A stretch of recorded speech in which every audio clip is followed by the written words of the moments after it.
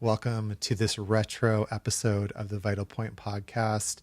My name is Jonathan Schecter. I'm a transformation coach, breathwork facilitator, and host of the Vital Point podcast. First of all, thank you so much for supporting the channel. If you like the podcast, if you could subscribe to the channel, there's a lot of content here, and we're constantly putting out new episodes of the podcast, in addition to trying to get these retro episodes posted as well. So I wanted to give just a little bit of context about the episode you're about to watch, just so that there's no confusion. If you've watched any of the season 1 episodes, you'll get a much longer intro about how I came up with the podcast and why it's called One Question Wednesday on these original episodes. So check that out if you are interested. Now, season 2 was still originally called One Question Wednesday when it aired on Instagram. And season 2 begins with buying this microphone. The first season didn't have any mics. And it ended when I decided to change the name of the podcast and rebrand it from One Question Wednesday to The Vital Point. And the reason for that is pretty simple. I just started to get better at podcasting, and the conversations that I was having with the guests were starting to get longer and longer and really not follow the one question format in which we started. The other thing was, I was like, why did I decide to call it One Question Wednesday? What if I don't want to publish on Wednesday? Why did I paint myself into that corner? So yeah, there's some amazing guests in this season. We still were recording on Instagram using Instagram Live to build an audience, to build engagement. However, season 2, I also started to notice that maybe Instagram wasn't the best format for a longer podcast. And there were some technical issues on a few of the episodes, including one episode that I wasn't able to salvage for YouTube, just because there were just some quality issues with what happened on the Instagram video. But nonetheless, there's some amazing guests here, some really cool topics, and really starting to get into like what the podcast was about. You know, it started to become more clear to me as I started to get better at hosting. And it's still a little rough, to be honest, in these earlier episodes, but also like what I wanted to do with the podcast. So there's, some somatic experiencing, there's some breath work, there's integration. And the episode ends with a great interview with Matt Gottesman, and then starts the tradition that I've kept up till this point of ending the season with a Q&A. And that was where it started to get more of me doing solo casts instead of just having a guest, which is how we started.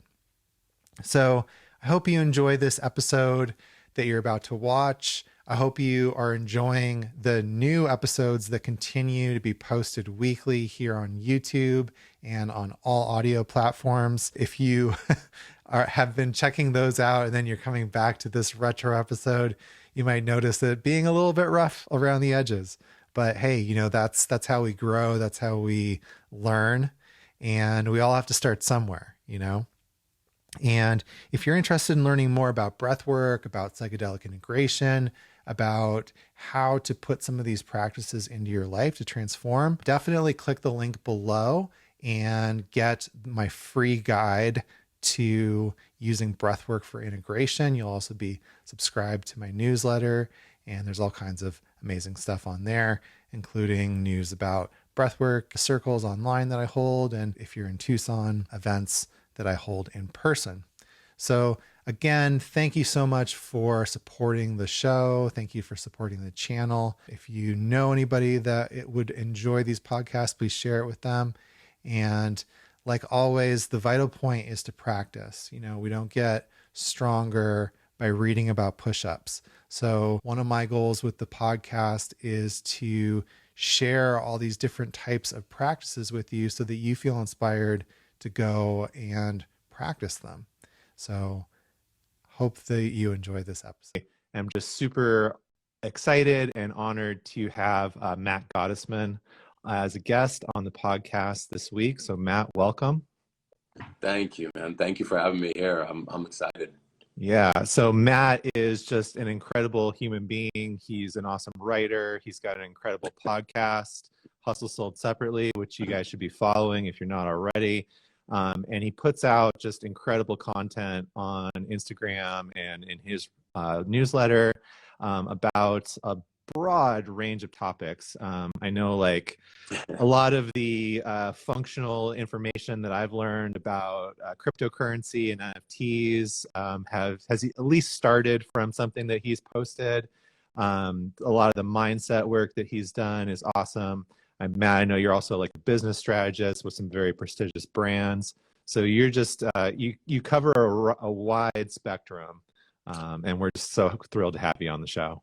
Yeah, I think that's sometimes the hard part, you know, because like society, you hear me say this, society wants to like contain us to like one thing. But if, you know, we start adding up a few years, you go through discovery in a lot of different areas, and that's growth, right? So it's like, it's always interesting when people are like, well, he does this, but he does that, but he does this. And so personally, I think they're all interconnected, you know, whatever we choose to do with our life and business or our purpose for work and how we grow in a personal life, they're all really connected because it's like how we're growing as an individual, and then that's going to kind of come out to all these other areas, right? So absolutely. Well said. Well, cool. So the format of the show is we just ask the guest one question. So my question for you today is, you know, there's so many topics I feel like we could talk about, but just to kind of stay on brand for my page as well. If somebody like just came to you brand new, like say they sent you a message because you're so great at answering people's messages, and they were like, Matt, I've had this revelation. I got to start taking care of myself. I got to start taking care of my life. I got to change my mindset, whatever it is. Like, I've never thought about this stuff before. Where should I start? So like, what is the most important thing to you, in your opinion, about like self-care, self-development? What's like the most important thing that, like the thing that you would be like, oh man, okay, you got to start right here. This is important. That's such a loaded question too. You have to be genuinely curious, and you have to display a lot of humility, ask a lot of questions, and have a lot of grace with yourself. When you ask a lot of questions and you're coming from a very like humble driven place, or like with humility I say constantly is a superpower, because like kind of gets you out of the way and starts asking for help or for questions from people that, you know, can kind of guide you, right? Grace, because as you learn new things, there's a lot of emotions that come up, like sometimes guilt for like doing things the other way, or being wrong, or, you know, having, you know, all kinds of new feelings, or, you know, feel like you wasted time, whatever it might be. I think when you start the learning process, you have to have a lot of grace on yourself, and that's not easy to do, right? So, but you have to genuinely be asking a lot of questions, and we can't be so fixated on, well, this is the way it's always been done. This is the way I've always known it. Well, obviously, if you start asking questions, everything can be completely flipped upside down, and you may not want to deal with it, and you may not want to hear it, and you may not want to like look at it. But the faster you can start looking at the things and actually get very honest with yourself, which again takes humility, the greater you can move through them. Again, because that takes time, I keep coming back to grace. It's so important. We can really give ourselves a hard time. I did for many years. I still have moments of it, especially if you're driven, especially if you take accountability, especially if you are a giver and you give a lot to a lot of people. Way before all this stuff now, giver as in I was a naive giver. So I assumed everybody was going to behave the same way back to me. And that hurt after a while of like, oh wait, I had an expectation of somebody and I didn't realize that. And, you know, there's all these different things that you come to grips with. And you don't want to lose your sense of self because of how you're interpreting all the information out there that you start to kind of come to terms with. You actually want to elevate from it, but it's hard, right? Because we can start to get into our emotions a lot. And I think dealing with them and having grace is so important. So I can go on tears, but I'm trying to like, I'm trying to No, be man, careful how much I you do. can definitely go. Yeah. That was a great answer, and yeah, humility, that definitely resonates to me. And also just that curiosity, of like, what's the saying? Like the the fool thinks he knows everything, and the wise man knows that he doesn't know anything. Yeah. But one of the things that came up while you were talking was this idea that keeps popping up for me about how fortunate we are to be in this day and age where there's so much information and so many teachers and so much wisdom that's available to us. Like, just all we have to do is open our phone, right? Yeah. Like, I've been practicing Buddhism for like 19 years, Mm. and I'm constantly struck by this idea that the people that like established Buddhism in Tibet, for instance, or any country where it spread, had to go, like, the people from Tibet had to go over the Himalayas by foot or by horse, or pack animal or something, right? And travel for years to India, and maybe like, and then go search, right? And maybe bring back as many teachings as they could carry. Mhm. And like, how precious that was. Like, this was years of their life, and like, they were risking their lives to get this little drop of knowledge. And now you and I can just flip open our phone and get all of that. So Mhm. it's like, it's not that the answers aren't there for us, they're everywhere. It's like, do I have the humility to listen? Do I have that desire to like go out and try things and apply them in my own life? Because it's not, I don't think anybody these days can say like, well, I just don't know what to do, right? It's like, well, to go on Instagram, there's thousands of people that'll tell you that they've got the answer, right? But it's like, how are we actually integrating that wisdom into our lives? That's the biggest thing right there, is the integration part. We can read it, we can seek out mentors, we can ask a lot of questions, we can, you know, go to spiritual retreats, we can go to church or synagogue or temple or whatever, all these things. Um, the integration part is everything, and it only comes from like an internal practice. And that takes time. Everything takes time. And I think, to your point about, we've never had more access to information, which is great, because we can find our tribe, we can find the information we need. But it can also be overwhelming if we get too caught up in trying to constantly find more and more information, or more and more we already know. We already know internally. It's there. It's Right. just the relationship we have with ourselves, and trusting ourselves, and trusting our intuition, and trusting that which we already know. And at whatever level we know it, for whatever reason we know it, doesn't matter if the outside world doesn't, which is where a lot of critics and other things, like, or people who don't understand, like, why would you do that? And you're like, because it feels right.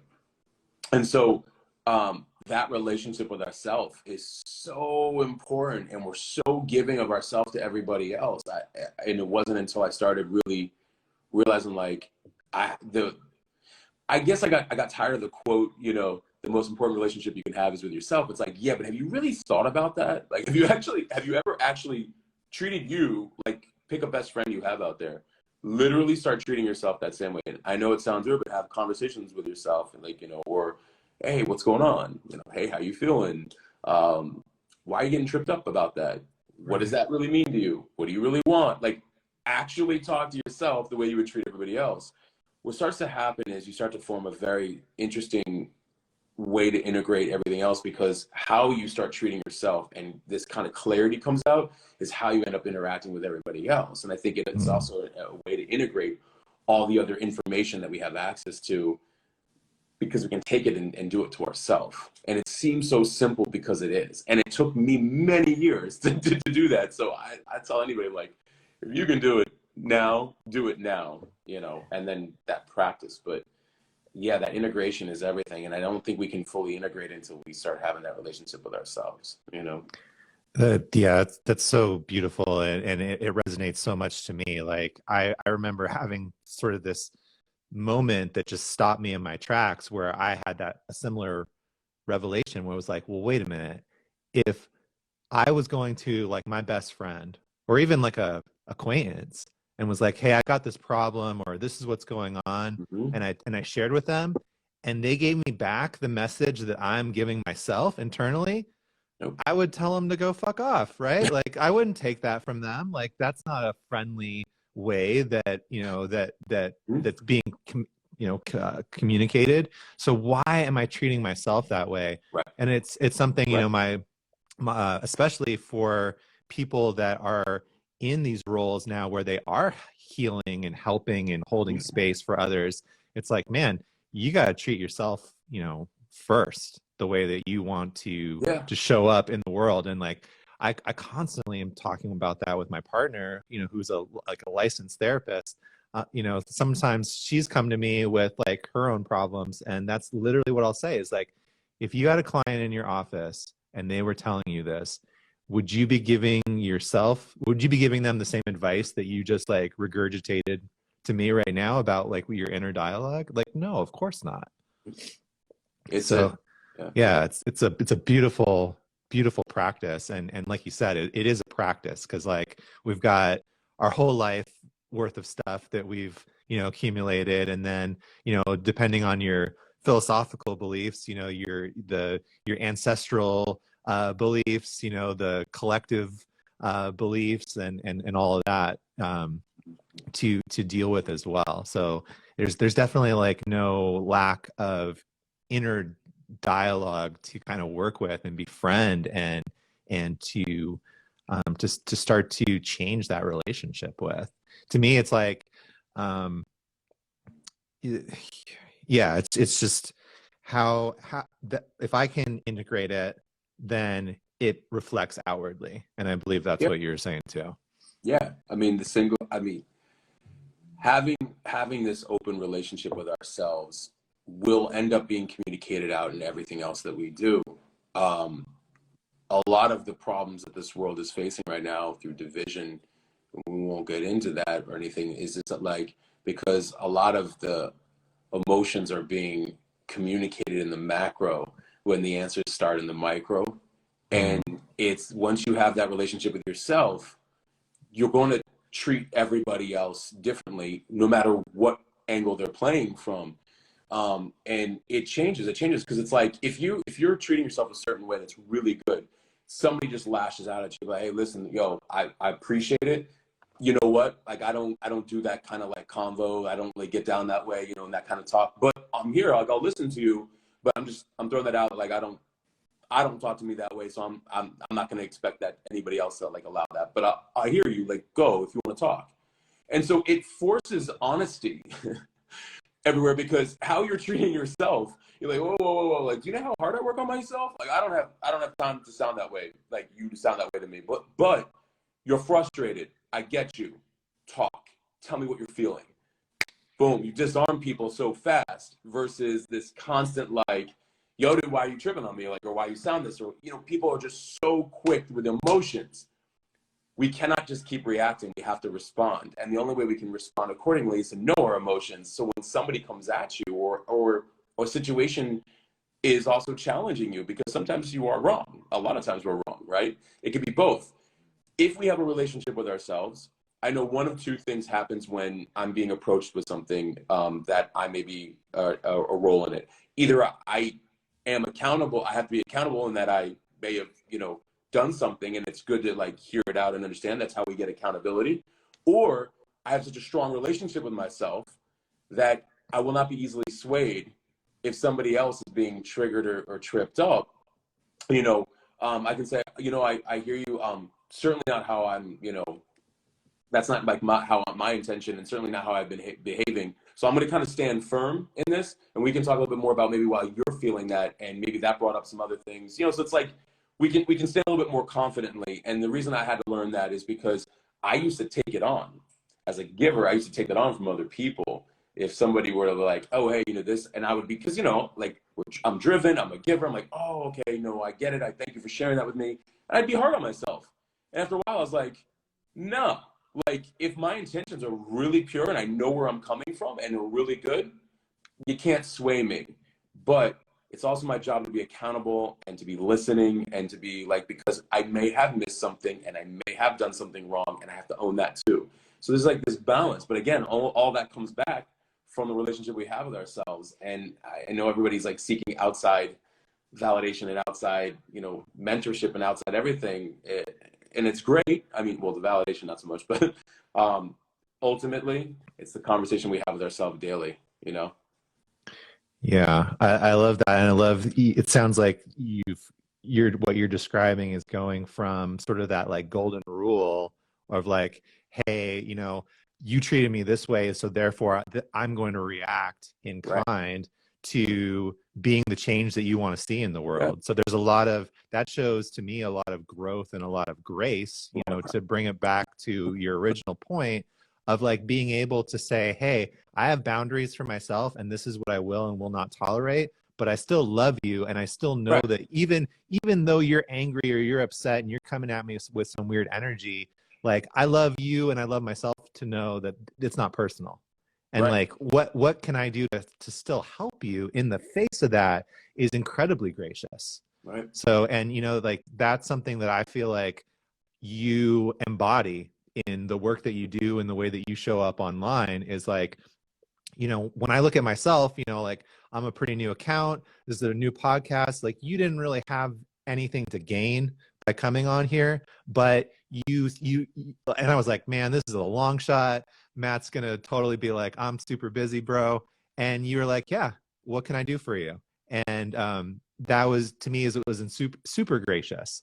So like just being able to embody the way that you want to show up in the world, to me, is an indication of the work that we've done, and to me, like that shows up in the way that you carry yourself. I do want to share something that is really important for anybody listening for what you just said. Gary Vee did that for many years and he still does it. He's still approachable. Yeah, obviously when you're dealing with millions of people, it's a little bit different. But I remember on one of my bigger accounts, I had a kid from India who said, hey, why did you respond to me? And I was like, what do you mean? He goes, well, you're so busy, like I'm nothing. I'm like, what are you talking about? And he's like, well, no, I mean, just like, I'm not, whatever, all this other stuff. And I said, listen, I'm like, social media's got it all backwards. I was like, I have so much respect for you for contacting me about my work, which I wouldn't have known otherwise. You taking time out with my work to contact me, that's respect. The only most appropriate thing I could do is respond back and thank you for like taking the time with something that means so much to me, and also have a dialogue of like what's happening with the world in which I'm interacting with. I wouldn't know otherwise. I was like, it just doesn't work with a one-way street, and I get how social media, because I've been in the social media game for a long time, and I try to tell a lot of the influencers, I'm like, why don't you try to create community over like what's really, how you're portraying things and don't have time for people.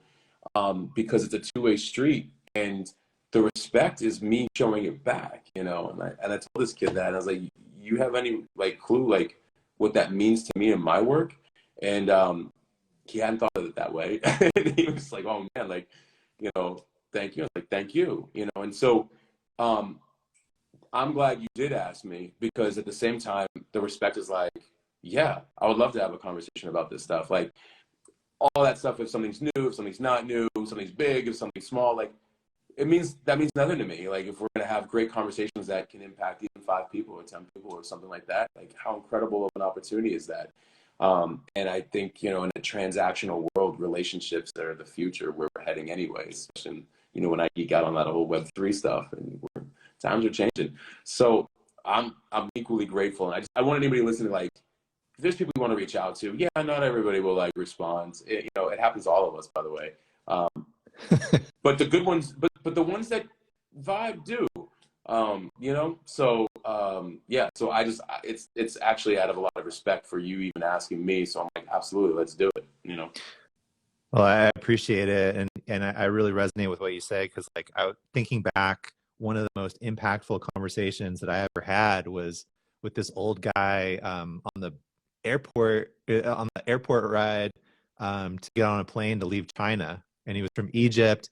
And he just asked me about my story and gave me this like advice that at the time I was like, man, this guy doesn't know what he's talking about, but I don't want to be disrespectful to him. And it was so right on that, like, even to this day, you know, like I think about him all the time where I'm like, man, that guy knew me like to a T. He could predict the future. And he didn't have anything to gain by just giving me this knowledge. You know, it was just a human interaction. But, you know, I really do, you know, commend the people like you, the people like Gary Vee that are giving people the example of like, hey, it doesn't have to be about the ego. It doesn't have to be about your vanity metrics. It's about the relationships and what kind of impact, you know, you're leaving on the world and the people around you. And like, it's been so inspirational to me. I mean, Gary Vee is the reason that I'm doing this podcast right now. He's probably the reason that I know your account, because I'm sure like way back in the day when I started to like get interested in this stuff, your account probably like popped up right alongside of his. And I was like, oh man, this guy's doing some awesome stuff too, you know? So I just really appreciate that there are people like you and like Gary in the world that are, you know, really walking their walk and like embodying that change that they preach about, not just like talking about it. So Matt, definitely appreciate your time and your wisdom and your conversation today. Yeah, no, thank you. That's a great compliment. Sorry, by the way, if anybody can hear my dog snoring, but no, you know, I think it's an incredible compliment because I don't think we can really lead unless we have our own humility to kind of like to do. And if I have to go first in certain things, then fine, I'll go first. And like, you know, like this might work, you know. So but it gives me greater context, which gives me more ability to relate. If I can't relate to people, why am I even saying anything that I'm saying? And I think that's why it's so important. Like context is everything, and we only get context from like doing, you know, from experience. That experience also teaches us the game. You know, we start to figure out the game after a while, and we start to kind of like worry a lot less. It takes time, and I still have my work on different things, of course. But like, I don't know, I have the tools, you know, now a little bit more, and but it's that point of like, instead of just being lip service, it's like, hey, I'm gonna try this, and we're gonna see what happens from this, or hey, here's something I realized, or here's a lesson I went through, you know. And I like the ability to be able to share context over content. It's just that it's delivered through content. So that's, you know, so I take the compliment very highly and respect it. Thank you. Yeah, and just to bring it back to full circle to where we were, you know, it's like what a blessing that there are people that are sharing their experience and their knowledge with us, because like I've always found that to be one of the funniest things about human nature is like when we're kids, there's probably at least our parents that are like, hey, don't make that mistake, don't do that. But how do we learn the best, right? We learn the best by falling, by learning how to pick ourselves back up, by the lessons that we learn in the failing and in the trying. So the fact that there's people that are out there that are like, hey, I've done this already, and if you want to go do it too, like by all means, knock yourself out. But this is what I learned, and you can find a way to like shortcut, you know, and take advantage of the things that I learned. You know, I always think about like Tim Ferriss, Yeah. Where he talks about like the contrast between the 10,000 hours that you need to put in, and no one's saying that you don't have to put in the 10,000 hours, but if you can find a mentor and a teacher that's already put in 10, 20, 100,000 hours, how much quicker are you going to like learn and soak up that knowledge? So just, you know, nothing but love for you, man. Oh, thank you, man. Thank you. Happy to do this anytime, man. So awesome. So if people want to know more about Matt Gottesman, where should they go? I got a few recommendations, but I want to hear from you. Yeah. I mean, they can find me on here at Matt Gottesman. I do write pretty consistently on my Substack, which is titled Permissionless, meaning, you know, we no longer live in this world. We never really did, but we no longer live in this world of needing permission to do anything that we want to do. And you can find that's mattgottesman.substack.com, but it's called Permissionless. And over there, it's just talk a lot about everything from like mindfulness and, and spirituality to business and crypto and NFTs. I've been in crypto and NFTs. Well, I've been in crypto for 4 or 5 years. So happy to talk about that, creator economics. My podcast is also sold separately. It's on like all platforms. MattGottesman.com. We are permissionless.com. That's probably a pretty good start. So, and of course, anybody can DM me here. I tell everybody, like, DM me, I'll answer for the most part. So. Yeah, awesome. Well, everybody should definitely check out your awesome content. I really like your Substack and, been getting more into the podcast, and I just love how they play off of each other and really enrich one another. So I really appreciate you, brother.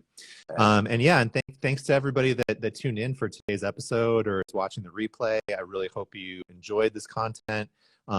If you like, check out the rest of the episodes. This is episode 13. So the rest of the episodes are on my IG, and we're going to start putting them up on Anchor pretty soon. So yeah, you can follow me to stay up to date on that podcast. And just one more note, next week is going to be the last show of 2021, and I'm going to do something a little bit different.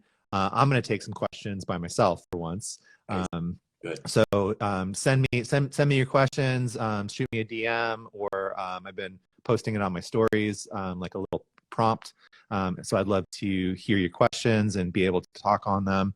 I already have a couple of really good ones. So really appreciate everybody's time today, especially Matt Gottesman. And